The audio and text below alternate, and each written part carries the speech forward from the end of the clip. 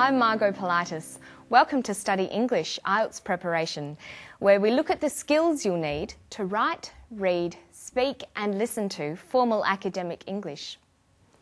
In today's episode, we're talking about pronouns. We'll also have a quick look at homonyms and then take some time to practice using suffixes. But first, we're going to watch a clip about people who suffer from eye problems. The people in this community live far from the city, so it's hard for them to get medical treatment. They have no access to specialists at all, and they cannot travel because they are poor, and most of them have cataract and they are blind because of cataract, which is preventable.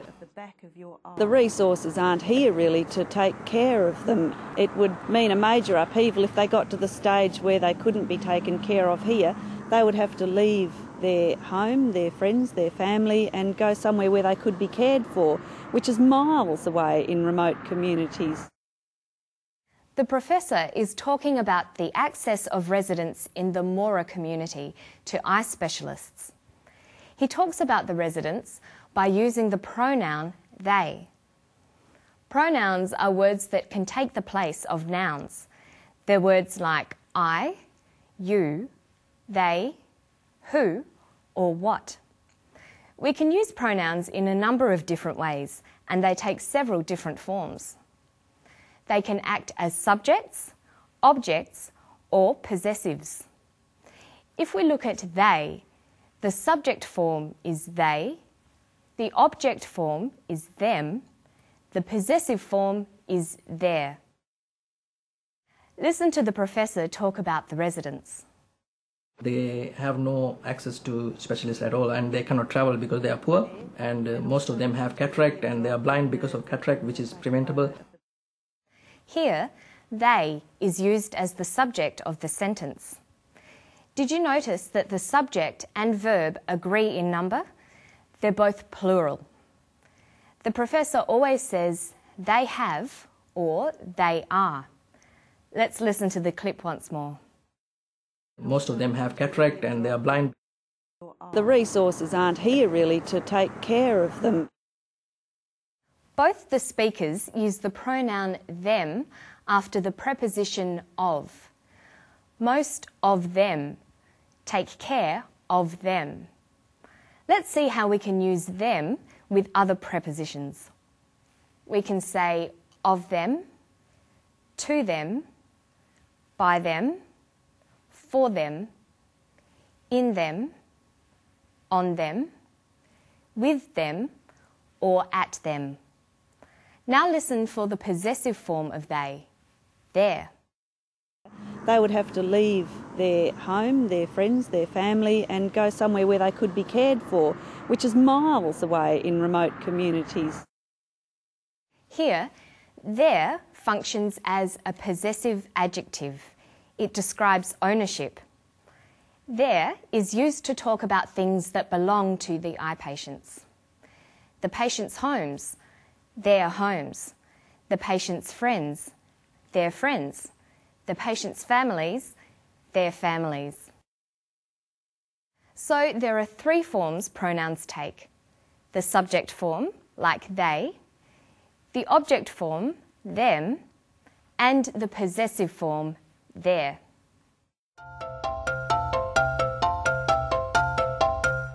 The word their is a homonym.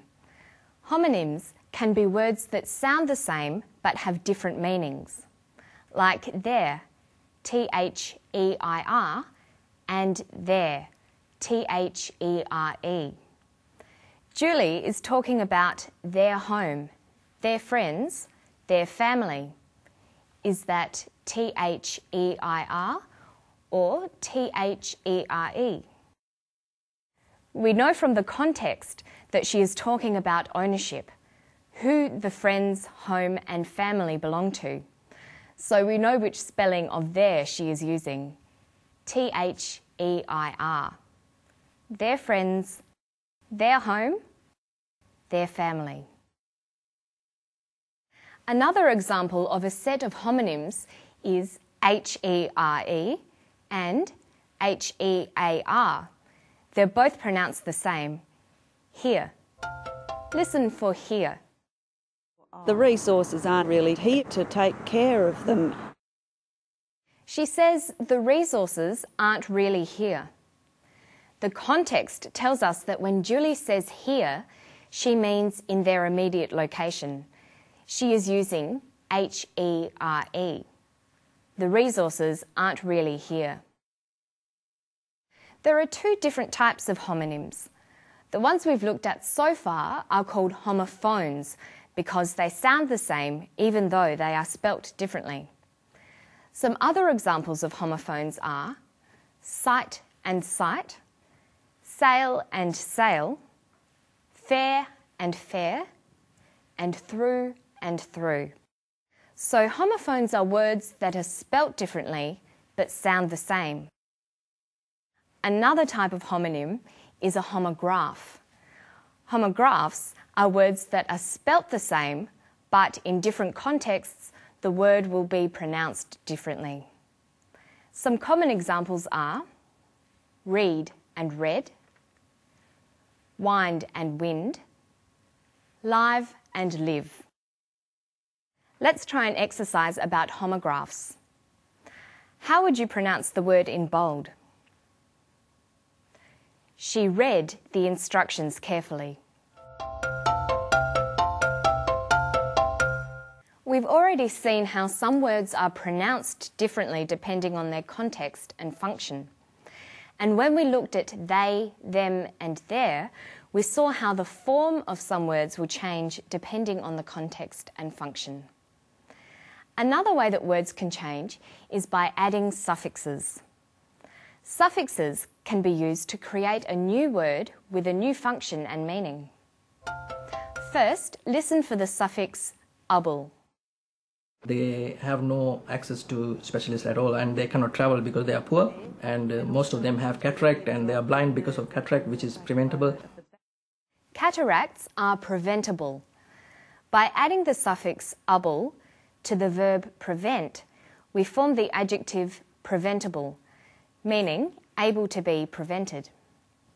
We can add the suffix able to a number of other words to form similar adjectives. For example, read becomes readable, count becomes countable, and recognise becomes recognisable. There are many other common suffixes in English. Learning suffixes is a quick way to expand your vocabulary. Let's take a look at two other common suffixes, ist and ism. We can use ist when we talk about the people who do certain jobs. So you could be a journalist, a chemist, a geologist, or a psychologist. We use the suffix ism to talk about beliefs, ideologies, or movements. For example, Buddhism, modernism, realism, or Marxism. And the people who believe these ideas can sometimes be described by adding the ist suffix. So we get Buddhist, modernist, realist, or Marxist. So let's take a look back over what we've learned today. We've looked at how words change according to their function and context. First, we've looked at pronouns and the different forms they take: subject, object, and possessive. Then we talked about homonyms and the two different sorts, homophones and homographs. And we finished today with a few different suffixes: able, ism, and ist. If you'd like to spend more time on any of these topics, have a look at the Study English website. It's at abcasiapacific.com/studyenglish. That's all for today. I'll see you next time for more Study English IELTS preparation. Bye-bye.